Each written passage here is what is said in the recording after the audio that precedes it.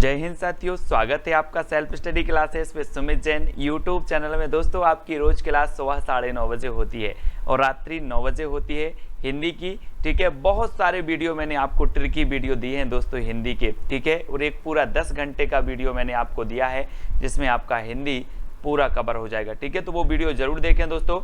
और आज का जो ट्रिकी वीडियो है वो बहुत ही मस्त होने वाला है दोस्तों। आज हम पढ़ने वाले अष्टचाप के कवियों का कालक्रम अध्ययन, इसमें मैं ट्रिक भी बताऊंगा और लगभग 30 से 35 प्रश्न आपके अष्टचाप के कवियों के मैं आपको आज सॉल्व करवाने वाला हूं। ठीक है, तो स्टार्ट करते हैं आज का ये वीडियो। जिन भी साथियों ने दोस्तों अभी तक व्हाट्सएप ग्रुप ज्वाइन नहीं किया है वो 9098609291 ये व्हाट्सएप ग्रुप की लिंक है, तो आप ज्वाइन करें, ये नंबर है। ठीक है, और जो भी चैनल के ज्वाइन मेंबर बन सकते हैं वो ज्वाइन मेंबर बन सकते हैं दोस्तों, है ना। ज्वाइन मेंबर बनकर आप ज्वाइन व्हाट्सएप ग्रुप में ज्वाइन हो जाते हैं, जहां पर आपको स्टडी मटेरियल PDF आदि मिलता रहता है। ठीक है, तो स्टार्ट करते हैं दोस्तों आज का अष्टचाप के क्रमबद्ध कवि की ट्रिक। सबसे पहले आपको देखना है क्या ट्रिक है। कुंभ के सूर परमानंदा, कुंभ के सूर परमानंदा, कृष्ण छीत गोविंदा और चतुर्भुज नंदा। कैसे पढ़ोगे आप? कुंभ के सूर परमानंदा, कृष्ण छीत गोविंदा और चतुर्भुज नंदा। इस प्रकार से आप लय बना लेना और आपको ये इस प्रकार से क्रम से याद हो जाएंगे दोस्तों। कुंभ के सूर परमानंदा, कुंभन दास, सूरदास, परमानंद दास, कृष्णदास, छीत स्वामी, गोविंद दास, चतुर्भुज दास और नंददास। ये आपके क्रम से क्या हो जाएंगे दोस्तों? अष्टचाप के कवि हो जाएंगे। ये आपको ट्रिक याद रख लेना है। अब देखो दोस्तों, कुंभन दास है ना, कुंभन दास का जन्म 1468 में हुआ, सूरदास 1478, परमानंद दास 1493, कृष्णदास 1495, छीत स्वामी 1501, गोविंद दास 1505, चतुर्भुज दास 1530 और दोस्तों नंददास 1533। अब यहां से आपके क्रमबद्ध हैं। सबसे वरिष्ठ माने जाते हैं कुंभन दास, सबसे जो दोस्तों कम उम्र के माने जाते हैं या सबसे छोटे माने जाते हैं वो नंददास। तो ये तो आपको हो गया। फिर दूसरे नंबर पर सूरदास आते हैं, तो ये याद रख लेना है। कुंभ के सूर परमानंदा, कृष्ण छीत गोविंदा और चतुर्भुज नंदा। ये आपको याद रख लेना है। और एक क्रमबद्ध कवि आपकी नेट और PGT एग्जाम में क्रमबद्ध कवि पूछे जाते हैं। ठीक है, इनको याद रखेंगे दोस्तों। अब दोस्तों हमें यहां पर बताना है, क्या बताना है? अष्टचाप के संस्थापक कवि माने जाते हैं। तो कौन माने जाते हैं अष्टचाप के संस्थापक कवि? आपको उत्तर का चयन करना है 2 सेकंड में और आपका बिल्कुल सही आंसर हो जाता है दोस्तों विट्ठलनाथ। अष्टचाप के संस्थापक कवि कौन माने जाते हैं? विट्ठलनाथ। ठीक है, क्लियर। अगला क्वेश्चन आपसे पूछा जाता है कि अष्टचाप की स्थापना कब हुई? 2 सेकंड में आप उत्तर अपना कमेंट में लिखते जाएं। और आपने बिल्कुल सही बताया है कि अष्टचाप की स्थापना हुई है 1565 में। ठीक है, बिल्कुल सही है। ठीक है, नेक्स्ट आपसे पूछा गया दोस्तों अष्टचाप में वल्लभाचार्य के शिष्य के नाम बताइए। अब वल्लभाचार्य के 4 शिष्य थे और विट्ठलनाथ के 4 शिष्य थे। ठीक है, इस प्रकार से थे। तो वल्लभाचार्य के 4 शिष्यों की ट्रिक वह है दोस्तों, कुंभ के सूर पर कृष्ण बैठे हैं। क्या याद रखोगे? वल्लभाचार्य के कुंभ के सूर पर कृष्ण बैठे हैं, ये वल्लभाचार्य के शिष्य हैं। कुंभ से कुंभन दास, सूर से सूरदास, पर से परमानंद दास, कृष्ण से कृष्णदास। ये 4 जो हैं दोस्तों वल्लभाचार्य जी के शिष्य कहलाते हैं। ट्रिक क्या है अपनी? कुंभ के सूर पर कृष्ण बैठे हैं। ठीक है, ये ट्रिक है। और ये PDF आदि दोस्तों ज्वाइन मेंबर को ज्वाइन व्हाट्सएप ग्रुप में मिलती है। ठीक है, और वल्लभाचार्य के 4 शिष्य हो जाएंगे। नेक्स्ट आपसे पूछा जाता है अष्टचाप में विट्ठलनाथ के शिष्य के नाम बताइए।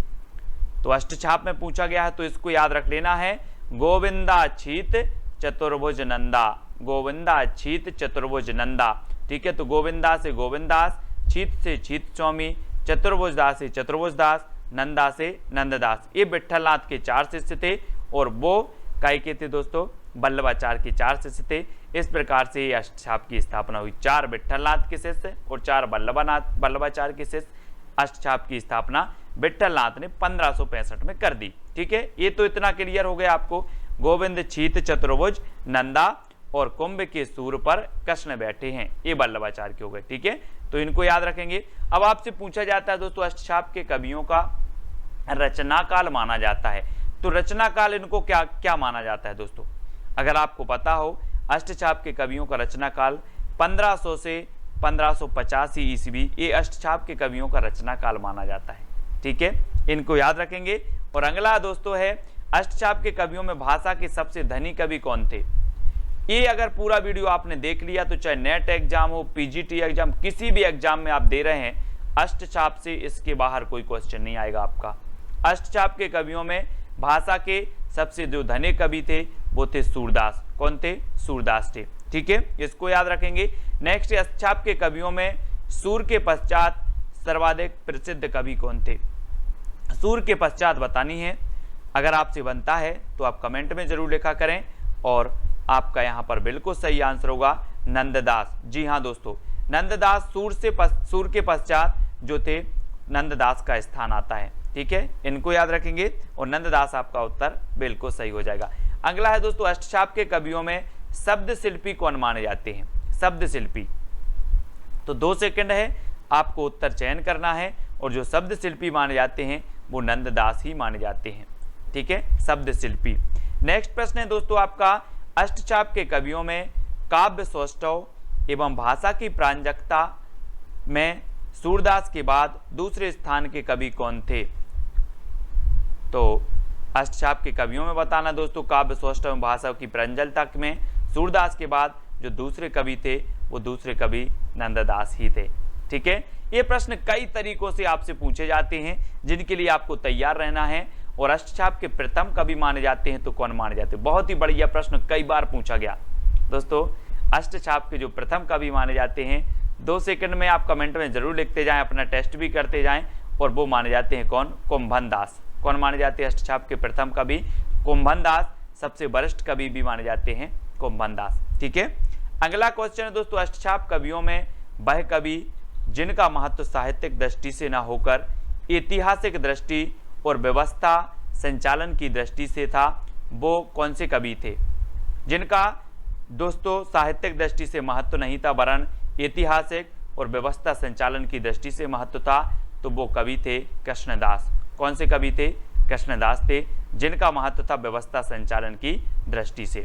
ठीक है, अगला आपसे पूछा जाता है, रचना की प्रचुरता तथा विषय की विविधता की दृष्टि से अष्टछाप के कवियों में सर्वोच्च स्थान किसका है। रचनाओं की प्रचुरता, विषय की विविधता की दृष्टि से अष्टछाप के कवियों में सर्वोच्च स्थान किसका माना जाता है। प्रश्न क्रमांक 12 में, और 2 सेकंड में आप अपने उत्तर का चयन करेंगे तो आपका उत्तर हो जाएगा दोस्तों नंददास। नंददास, रचना की प्रचुरता, विषय की विविधता की दृष्टि से नंददास अष्टछाप के सर्वोच्च कवि, सर्वोच्च स्थान इनको प्राप्त है। ठीक है, फिर आपसे पूछा जाता है अष्टछाप के कवियों में पिता पुत्र कवि कौन थे। पिता पुत्र, तो 2 सेकंड में आप उत्तर कमेंट में लिख दें दोस्तों कि जो अष्टछाप के कवि थे, इनमें एक ऐसे भी कवि थे जो पिता पुत्र थे, यानी कि आपके कुंभनदास है ना, और चतुर्भुज दास ऐसे थे दोस्तों जो पिता पुत्र थे। कुंभनदास चतुर्भुज दास जी के पिता थे, ये आपको याद रखना है। ठीक है, अगला अष्टछाप के प्रथम और सबसे ज्येष्ठ कवि कौन थे। प्रथम कवि भी थे और सबसे ज्येष्ठ कवि थे, तो वो कवि कौन थे। और प्रश्न क्रमांक 14 में आपका बिल्कुल सही आंसर होगा, वो कवि कौन थे दोस्तों? कुंभनदास। कौन थे? कुंभनदास। ये ज्येष्ठ थे, प्रथम कवि भी यही माने जाते हैं। अगला है, अष्टछाप के सबसे कनिष्ठ कवि कौन थे, यानी कि 15 का उत्तर बताना है, सबसे कनिष्ठ बताना है। और सबसे ज्येष्ठ थे कुंभनदास और सबसे कनिष्ठ थे नंददास। ठीक है, ये आपको याद रखना है। नेक्स्ट है, काव्य सौष्ठव एवं साहित्य रचना की उत्कृष्टता की दृष्टि से अष्टछाप के कवियों में सर्वश्रेष्ठ कवि कौन थे। साहित्य रचना की उत्कृष्टता, उत्कृष्टता कहा गया है, तो यहां से आप कंफ्यूज नहीं होना। यहां पर भी एक आपका क्वेश्चन पूछा गया था दोस्तों कि रचना की प्रचुरता तथा विषय की विविधता की दृष्टि से, है ना। फिर आपसे यहां पूछा गया है कि काव्य सौष्ठव एवं साहित्य रचना की उत्कृष्टता की दृष्टि से जो अष्टछाप के कवियों में सर्वश्रेष्ठ कवि माने जाते हैं, वो माने जाते हैं सूरदास। ठीक है, सूरदास माने जाते हैं। अब अगला क्वेश्चन है दोस्तों, अष्टछाप के कवियों में सूर के उपरांत वात्सल्य रस का सर्वश्रेष्ठ चित्रण करने वाले द्वितीय कवि कौन है। आपको पता है कि वात्सल्य रस का सर्वश्रेष्ठ जो चित्रण किया है वो किया है किसने, सूरदास ने। लेकिन जो द्वितीय कवि माने जाते जिन्होंने वात्सल रस का चित्रण किया है वो कौन माने जाते हैं अष्टछाप के कवियों में, तो वो माने जाते हैं परमानंद दास। कौन माने जाते हैं, परमानंद दास। ठीक है, अब दोस्तों वीडियो को लाइक जरूर करना है। अष्टछाप के कवियों में सूर के बाद कृष्ण की संपूर्ण लीलाओं पर रचना करने वाले कवि कौन है, सूर के बाद, तो आपको उत्तर बताना है और उत्तर आपका हो जाएगा दोस्तों वो परमानंद ही हैं जिन्होंने सूर के बाद कृष्ण की संपूर्ण लीलाओं पर रचना की है। ठीक है, अगला है आपको बताना है अष्टछाप के कवियों में, ये तो हो गया। अष्टछाप के कवियों में अपनी उदंडता के कारण प्रसिद्ध कवि कौन थे, अपनी उदंडता के कारण प्रसिद्ध थे तो वो कौन से कवि थे, यानी कि 19 का उत्तर पूछा जाता है आपसे। और उदंडता के कारण प्रसिद्ध थे दोस्तों तो वो थे छीत स्वामी, ये अपनी उदंडता के कारण प्रसिद्ध थे अष्टछाप में। ठीक है, अगला है काव्य सौष्ठव की दृष्टि से सूर और नंददास के बाद महत्वपूर्ण स्थान किसका था, सूर और नंददास के बाद, तो जो काव्य सौष्ठव की दृष्टि से अष्टछाप में सूर और नंददास के बाद जो महत्वपूर्ण स्थान था वो था परमानंद दास का। ठीक है, परमानंद दास, इनको याद रखेंगे। नेक्स्ट आपसे पूछा जाता है दोस्तों अष्टछाप के वह कवि जिनके पद सुनकर वल्लभाचार्य कई दिनों तक बेहोश पड़े रहे, ये कई बार क्वेश्चन पूछा गया, यानी कि 21 का उत्तर आपको बताना है, 2 सेकंड आपको दिए जाते हैं। और दोस्तों वो जो कवि थे वो कवि थे परमानंद दास, जिनके पद सुनकर वल्लभाचार्य कहा जाता है कई दिनों तक बेहोश पड़े रहे। ठीक है, अगला है अष्टछाप के वह कवि जिनके मनोहर गान को सुनने एवं संगीत सीखने के लिए स्वयं तानसेन उपस्थित हुए थे, तो वो कवि कौन से हैं दोस्तों, बहुत ही IMP क्वेश्चन है, ये क्वेश्चन कई परीक्षाओं में पूछा गया है और आपका उत्तर होगा गोविंद स्वामी। गोविंद स्वामी ऐसे कवि हैं दोस्तों जिनके मनोहर गान को सुनने एवं संगीत सीखने के लिए स्वयं तानसेन उपस्थित हुए थे, है ना, इसको याद रख लेना है। ठीक है, किनकी, गोविंद स्वामी, इनको याद रखेंगे। ठीक है, नेक्स्ट अष्टछाप के कवियों में प्रसिद्ध कवि संगीतज्ञ एवं गवैये कौन थे, 23 प्रसिद्ध कवि संगीतज्ञ और गवैये कौन थे, तो 23 का आंसर होगा गोविंद स्वामी। प्रसिद्ध कवि भी थे, गवैये भी थे, संगीतज्ञ थी। ठीक है, इनको याद रखेंगे।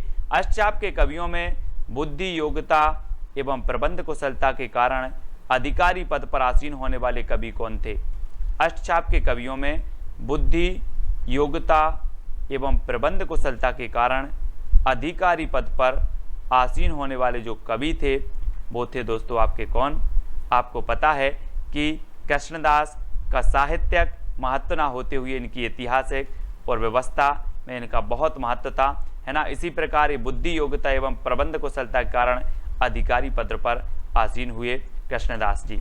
ठीक है, नेक्स्ट है आपका अष्टछाप के कवियों में सर्वाधिक काव्य शास्त्रीय कौन थे, बहुत ही बढ़िया प्रश्न। सर्वाधिक काव्य शास्त्रीय बताना है तो कौन थे, 25 का आंसर अगर आपसे बन रहा है तो आप कमेंट में जरूर लिखते जाएं और यहाँ पर आपका उत्तर होगा सर्वाधिक जो काव्य शास्त्रीय थे दोस्तों वो कौन थे, तो वो थे नंददास। ठीक है, नंददास आपका बिल्कुल सही आंसर हो जाएगा। नेक्स्ट है राजा मानसे ने किस अष्टछाप कवि को सोने की तलवार, मोहरें इत्यादि देनी चाही थी जिसे उन्होंने इनकार कर दिया था, तो किस कवि को देनी चाहिए थी दोस्तों राजा मानसे ने, और वो कवि थे कुंभन दास, है ना। कुंभन दास को राजा मानसे ने, अष्टछाप कवि थे कुंभन दास, और इन्हें सोने की तलवार, मोहरें आदि देनी चाहिए, लेकिन कुंभन दास ने क्या किया था, मना कर दिया था। ये अष्टछाप के प्रथम कवि थे, अष्टछाप के श्रेष्ठ कवि थे, वरिष्ठ कवि थे, है ना। आपको बताना अष्टछाप के कवियों का प्रधान विषय क्या था, यानी कि 27 का आंसर बताना है। और अष्टछाप के कवियों का जो प्रधान विषय था वो कृष्ण लीला एवं कृष्ण भक्ति। ठीक है, कृष्ण लीला और कृष्ण भक्ति ये अष्टछाप के कवियों का प्रमुख विषय था। ठीक है, अगला क्वेश्चन है दोस्तों मुगल सम्राट अकबर के फतेहपुर निमंत्रण पर किस अष्टछाप के कवि को बेहद गिलानी हुई थी और उन्होंने यह कहा था कि संतन को कहाँ सीकरी सो काम। ये कई बार पंक्ति पूछी गई है कि ये पंक्ति किसकी है, संतन को कहाँ सीकरी सो काम, ये पंक्ति कही थी और ये कही थी मुगल सम्राट अकबर के फतेहपुर निमंत्रण पर किस अष्टछाप के कवि ने कही थी? तो वो कही थी कुंभन दास ने। बहुत ही बढ़िया है दोस्तों, ये कुंभन दास की पंक्ति मानी जाती है। संतन को कहाँ सीकरो सो काम, सीकरी सो काम। ये पंक्ति कई बार पूछी गई कुंभन दास की। अब आपको पता चल गया कि ये पंक्ति इन्होंने क्यों कही थी। मुगल सम्राट अकबर ने इन्हें फतेहपुर निमंत्रण किया और इन्होंने दोस्तों बेहद गिलानी हुई थी इन्हें, और इन्होंने ये कहा था संतन को कहाँ सीकरी सो काम। इसलिए ये पंक्ति बहुत महत्वपूर्ण है, कई बार पूछी भी जाती है। अष्टछाप के कवियों में कृष्ण लीला का संपूर्ण वर्णन करने वाले कवि कौन थे? यानी कि 29 का कृष्ण लीला का संपूर्ण वर्णन करने वाले जो कवि थे दोस्तों, वो थे सूरदास और परमानंद दास। ये दो ऐसे कवि थे जिन्होंने कृष्ण लीला का संपूर्ण वर्णन किया है। ठीक है, नेक्स्ट अष्टछाप कवियों में जड़िया कवि कहा जाता है तो किसे कहा जाता है दोस्तों? जड़िया कवि। बहुत ही बढ़िया प्रश्न है, कई बार पूछा भी गया है। अब इनको जड़िया कवि क्यों कहा जाता है दोस्तों? तो ये कहा जाता है रास पंचाध्यायी रचना में अद्भुत शब्द गठन कौशल के कारण इन्हें जड़िया कवि कहा जाता है। ये चीज़ भी आपको याद रखना है। ठीक है, तो ये आपको पता चल गया होगा कि इन्हें जड़िया कवि इसलिए कहा जाता है। इनकी रचना थी दोस्तों कौन सी? रास पंचाध्यायी, और इसमें इस रचना में अद्भुत शब्द गठन कौशल का कारण इन्हें जड़िया कहा गया, और ये कवि थे जिन्हें जड़िया कहा जाता था नंददास जी। ठीक है, नंददास जी थे। और अगला है दोस्तों, शब्द गठन कौशल की दृष्टि से अष्टछाप कवियों में सर्वश्रेष्ठ नंददास थे, तो पद रचना की दृष्टि से परमानंद दास, तथा संगीतात्मक दृष्टि से कौन थे? आपको बताना है। शब्द गठन कौशल की दृष्टि से अष्टछाप के कवियों में सर्वश्रेष्ठ कौन थे? नंददास। पद रचना की दृष्टि से सबसे जो श्रेष्ठ थे वो परमानंद दास। लेकिन संगीतात्मकता की दृष्टि से जो श्रेष्ठ थे वो कौन थे, वो आपको बताना है। तो आपका उत्तर होगा गोविंद स्वामी, गोविंद स्वामी। ठीक है, अब दोस्तों अगला आपसे क्वेश्चन पूछा जाता है, अष्टछाप के कवियों में हिंदी का गीत गोविंद है ना कही जाने वाली रचना रास पंचाध्यायी नंददास कृत वियोगी हरि ने कोमलकांत पदावली के कारण ने इसे कहा था। किसने कहा था? वियोगी हरि ने। ये याद रख लेना। अगर आपसे पूछा जाए किस रचना को गीत गोविंद कहा जाता है, वह रचना कौन सी है नंददास की जिसे गीत गोविंद कहा जाता है, तो रास पंचाध्यायी को कहा जाता है। क्यों कहा जाता है? इन्होंने कोमलकांत पदावली के कारण इसे कहा जाता है। और किसने कहा है? तो वो वियोगी हरि ने कहा है। ठीक है, ये आपके 3-4 क्वेश्चन यहाँ से कवर हो जाते हैं, तो इनको याद रखेंगे। अब दोस्तों राजस्थान से संबंधित अष्टछाप कवियों में एकमात्र कवि जिनका संबंध आंतरी भरतपुर से था, तो वो कवि कौन थे? और वो कवि थे दोस्तों आपके गोविंद स्वामी, जिनका संबंध राजस्थान के आंतरी भरतपुर से था। गोविंद स्वामी का ये गवैया थे, संगीतज्ञ भी थे और कवि भी थे। ठीक है, अब अगला क्वेश्चन है, आपको बताना है ब्रजमंडल के महावन स्थान गदमखंडी स्थान में निवास करने वाले अष्टछाप कवि कौन थे? यानी कि 34 का आंसर ब्रजमंडल के महावन स्थान पे, तो वो थे गोविंद स्वामी। कौन थे? गोविंद स्वामी। ये दोस्तों ब्रजमंडल के कदमखंडी स्थान में निवास करने वाले अष्टछाप कवि थे, इनको याद रखेंगे। ठीक है, अब दोस्तों आज का आपका चैलेंज प्रश्न है। चैलेंज प्रश्न में आपको बताना है कि नंददास को जड़िया कवि किसने कहा है।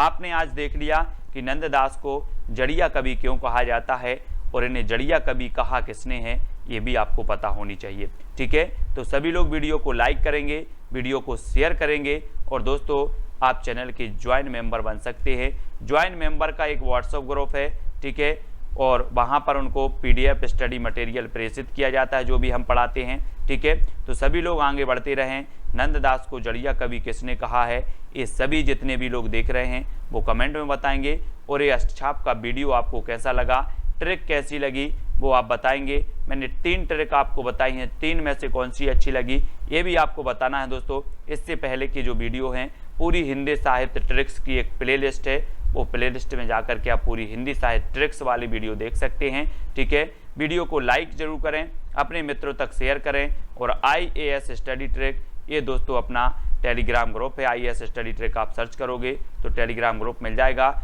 और साथ ही जो भी साथी दोस्तों अभी तक व्हाट्सएप ग्रुप से नहीं जुड़े हैं वो 9098609291 ये आपका व्हाट्सएप ग्रुप है। आप व्हाट्सएप ग्रुप में जुड़ सकते हैं, वीडियो को लाइक कर सकते हैं, शेयर कर सकते हैं। आज के वीडियो के लिए बस इतना ही। जय हिंद।